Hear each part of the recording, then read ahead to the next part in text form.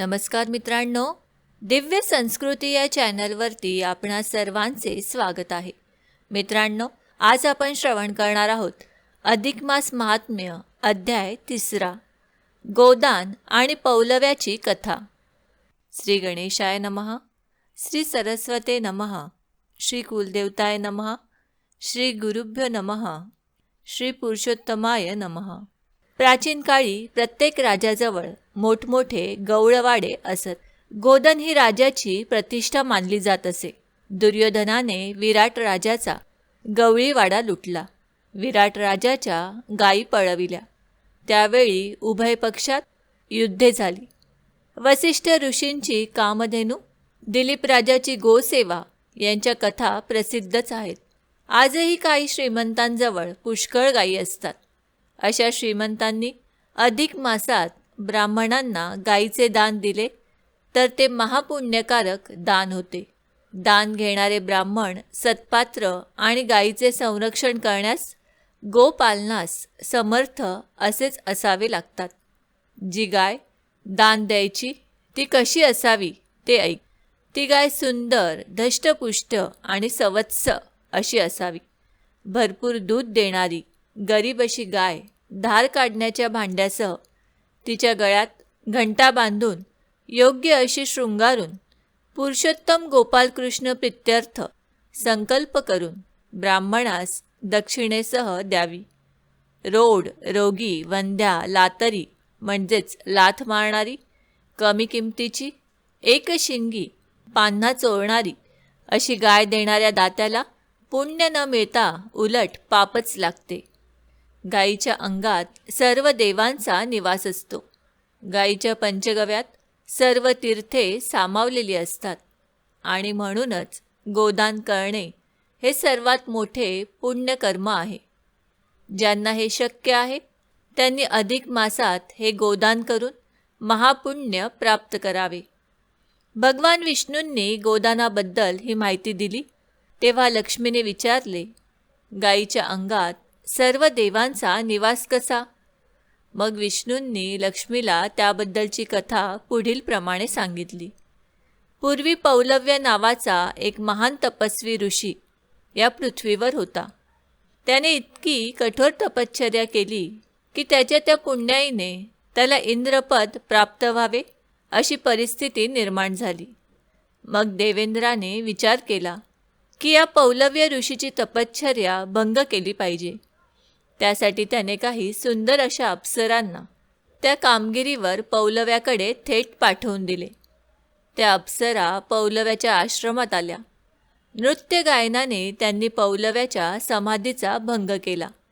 दृष्टादृष्ट झाली आणि पौलव्य ऋषी रागावून म्हणाले, तुमचा हा नखरा खरा नाही. हे नसते उद्योग करायला तुम्हाला कोणी सांगितले? ते खरे सांगाल तर ठीक, नाहीतर मी तुम्हाला शापून भस्म करीन. ततपप करीत त्या म्हणाल्या, मुनिवर्य, हे कृत्य प्रत्यक्ष देवेंद्राची आज्ञा, म्हणून आम्ही. एवढे बोलून त्या थांबल्या. असं तर मग त्या देवेंद्राला मी जाळून भस्म करतो. असे म्हणून पौलव्यांनी हातात पाणी घेतले आणि मंत्र म्हणत प्रत्यक्ष देवेंद्रालाच पाचारण केले. पण काही केल्या देवेंद्र तेथे येईना, कारण तिकडे इंद्राचे आसन डळमळले. इंद्राला हुडहुडी भरली. तो तेथून पळून ब्रह्मदेवाकडे गेला आणि म्हणाला, पौलव्य ऋषींच्या शापापासून आमचे रक्षण करा. विष्णू म्हणाले, देवेंद्रा, अरे ऋषीमुनी ब्राह्मण यांचा छळ करण्याची सवय आता सोडून दे. पूर्वी तुझ्या ह्याच खोडीमुळे तुझी सर्व संपत्ती गेली होती आणि ती पुन्हा मिळविण्यासाठी समुद्र मंथनाचा खटाटोप सर्व देवांना करावा लागला. आता पुन्हा त्या पौलव्याचा राग. तिकडे पौलव्य ऋषी हातात पाणी घेऊन मंत्र म्हणत इंद्राला आवाहन करीत होते. तो लवकर येईना, म्हणून त्यांनी अंतर्ज्ञानाने जाणून ब्रह्मदेवाला आणि शेवटी विष्णूसह सर्वांना शापाने भस्म करण्यासाठी आवाहन आरंभिले. ऋषींचा त्यावेळेचा तो रुद्र अवतार पाहून साऱ्या अप्सरा भयचकित होऊन तेथून पळून गेल्या. आता आली का पंचाईत?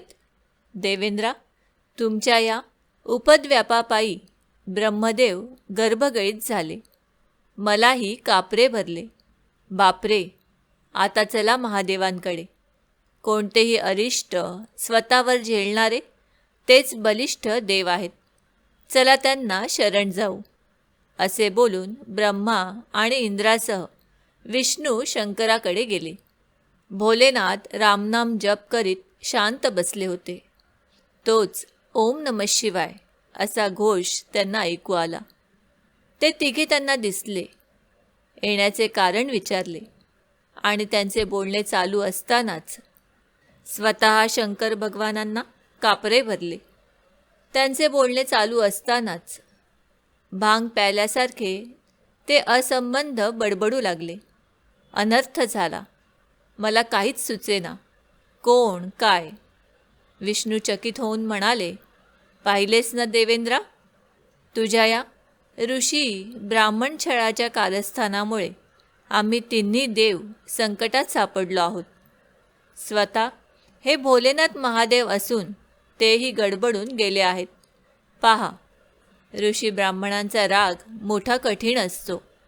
अरे, स्वतः मी ब्राह्मणाची लाथ माझ्या छातीवर झेलली होती. शंकर म्हणाले, ते सारे जाऊ द्या. आता या अशा वेळी काय उपाय करावा ते सांगा. नीट विचार करा. विष्णू म्हणाले, आता एकच उपाय आहे. आपण सारे देव गौतमीच्या अंगात शिरू आणि निर्भय होऊ. कारण ऋषी ब्राह्मणांचा राग गायीवर मुळीच चालत नाही. तो विचार साऱ्यांना पटला आणि सारे देव मग पटापट गायीच्या शरीरात शिरले. साऱ्या तीर्थांनीही मग गायीचा आश्रय घेतला. ते जाणून पौलव्य मुनी खट्टू झाले. त्यांचा नाईलाज झाला. सारा उपायच खुंटला. गोमातेला नमस्कार करून ते शांत झाले. यानंतर विष्णू म्हणाले, आता पुढील अध्यायात कर्मफळाची कथा मी तुला सांगणार आहे. ती तू शांतपणे ऐक. ओम नमो भगवते वासुदेवाय नमः. अधिक मास आरती. जय जय अधिक मास पुरुषोत्तम नाम, सद्भावे व्रत करिता लाभतसे पुण्य. जय जय जय जय जय जय जय जय जय जय अधिक मास पुरुषोत्तम नाम, सद्भावे व्रत करिता लाभतसे पुण्य. जय जय जय जय. दीन म्हणून कृष्णे उद्धार केला, निज नामे पुरुषोत्तम धन्य तुला केला. दाने त्यागे स्नाने पूजा जपमाला, व्रताचरण फलदायी निश्चय ठरविला. निस्वार्थे परमार्थे हरिसी तू दैन्य, सद्भावे व्रत करिता लाभतसे पुण्य. जय जय जय जय जय जय जय जय जय जय अधिक मास पुरुषोत्तम नाम, सद्भावे व्रत करिता लाभतसे पुण्य. जय जय जय जय. पुरुषोत्तम महिमा तो दुर्वासे कथिला, मेधावी कन्येला तो नच आवडला. परिशिव पूजा करण्या सांगून या तिजला, पांडव पत्नी म्हणून जन्मधन्य केला.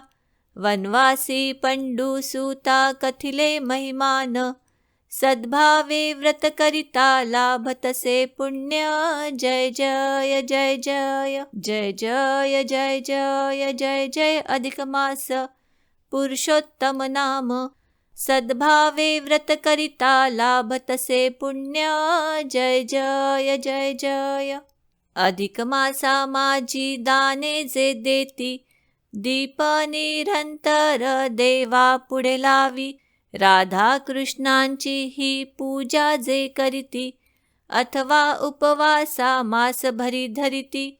अनारसे तेतीस जामाता दान, सद्भावे व्रत करिता लाभतसे पुण्य. जय जय जय जय जय जय जय जय जय जय अधिक मास पुरुषोत्तम नाम, सद्भावे व्रत करिता लाभतसे पुण्य. जय जय जय जय. दृढ धन्व्याला पोपट करितो उपदेश. गत जन्मीची सांगे पुण्याई त्यास. अधिक मासी घडता स्नाने उपवास. पुनरुज्जीवन लाभे मृत तत्पुत्रास. सुदेव विप्रासी फल प्राप्त पूर्ण. सद्भावे व्रत करिता लाभतसे पुण्य. जय जय जय जय जय जय जय जय जय जय. अधिक मास पुरुषोत्तम नाम. सद्भावे व्रत करिता लाभतसे पुण्य. जय जय जय जय. राणी मणिग्रीवाते उग्रदेव बोले. पुरुषोत्तम मासाते व्रत त्या सांगितले. त्याला पुढच्या जन्मी सुख प्राप्त झाले. चित्रबाहू म्हणून या वैभव भोगियले. सहज जरी व्रत घडले तारी होई धन्य. सद्भावे व्रत करिता लाभतसे पुण्य.